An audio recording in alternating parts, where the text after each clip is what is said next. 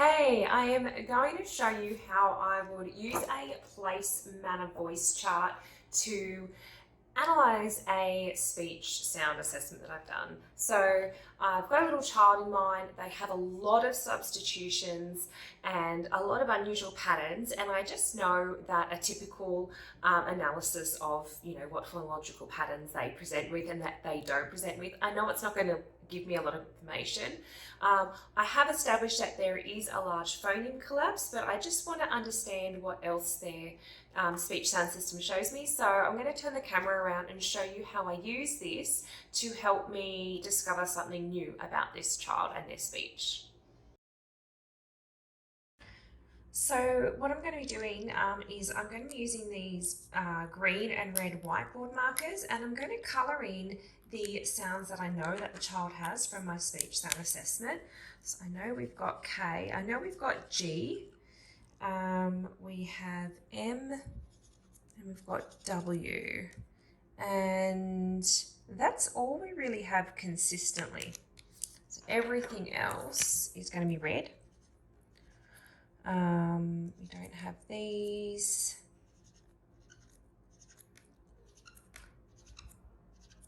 Now this little one is 3. So some of the sounds I wouldn't expect. Actually, there was an N.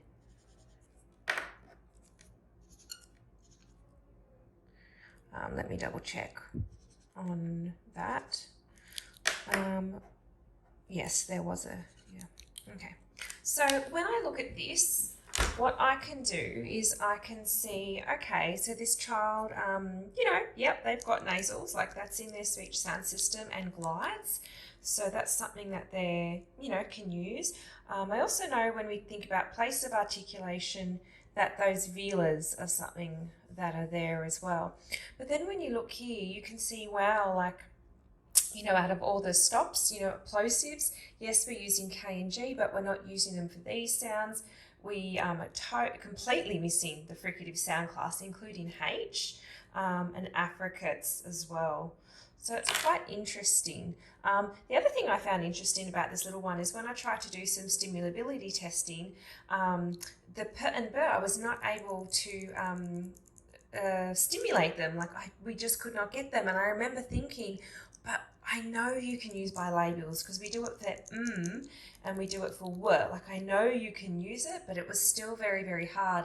And everything was going back to this G here. It was a really big collapse. So like I said, when you just look at a child's speech like this, you can see what they're kind of presenting with. I am going to do another example for this child because there was an interesting pattern that I observed, an interesting phoneme collapse. So I noticed something in final position. I'm just going to show it to you here, what I was noticing.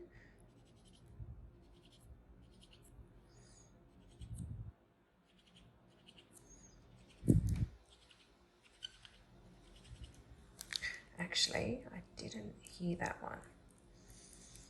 So see all of this, I noticed that in final position, all of these fricatives and affricates were produced as a nasal fricative.